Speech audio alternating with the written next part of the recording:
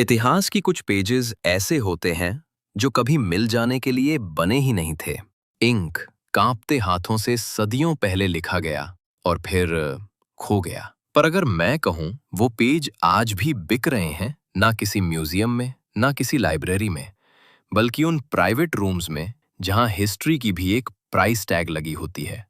हर साल सैकड़ों ancient manuscripts चुपचाप गायब हो जाते हैं आर्काइव्स और पुराने मोनेस्ट्रीज से। कुछ चोरी होते हैं, कुछ लीगली बेचे जाते हैं, लेकिन ज्यादातर बस गायब हो जाते हैं। कुछ महीनों पहले एक अनोनिमस पोस्ट एक कलेक्टर्स फोरम पर आई थी। कहा गया कि एक भूला हुआ 14वीं सदी का सॉल्टर, एक प्रेयर बुक, दुबई में फिर से मिला है। सेलर एक ऐसा आदमी था जिसे हिस्ट्री या एकेडेमिया से कोई लेना देना नहीं था, और बायर एक बिलीनियर जिसने वादा किया कि वो इसे किसी को कभी दिखाएगा नहीं। वो पोस्ट कुछ घंटों में डिलीट कर दी गई, पर तब तक एक ट्रेल पीछे छूट चुकी थी। ऑक्सफोर्ड की एक आर्किविस्ट ने मुझे बताया, ये ऐसे है जैसे समय में भूतों का पीछा करना। उसने कहा कि एक ही मैन्युस्क्रिप्ट के पेजेस कभी-कभी अलग-अलग देशों में मिलते हैं। एक लीफ पेरिस में, दूसरा टोक्यो में, और तीसरा किसी कलेक्टर के वॉल्ट में न्यूयॉर्क में बंद।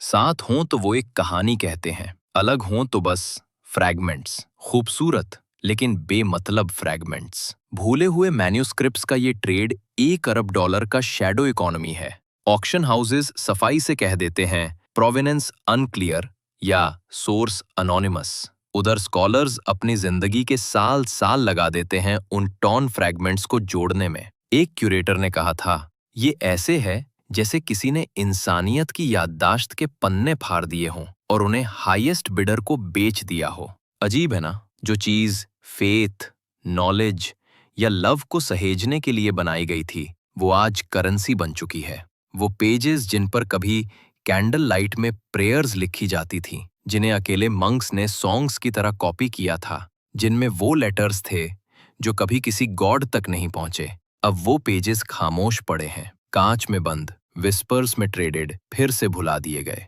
लेकिन शायद असली कहानी चोरी की नहीं है। शायद वो इस बारे में है कि हम क्या याद रखना चुनते हैं, क्योंकि कहीं किसी डस्टी बेसमेंट में, किसी भूले बिसरे शेल्फ पर एक और मैन्युस्क्रिप्ट इंतजार कर रही है। उसकी इंक फीकी पड़ रही है, किनारे समय से जल चुके हैं, पर वो उम्मीद कर रही है कि कोई किसी दिन उसे फिर खोले और सुने।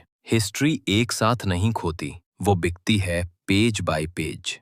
और कभी-कभी उन पेजेस पर लिखी बातों से भी ज्यादा कीमती होता है वो साइलेंस जो उनके चले जाने के बाद पीछे रह जाता है।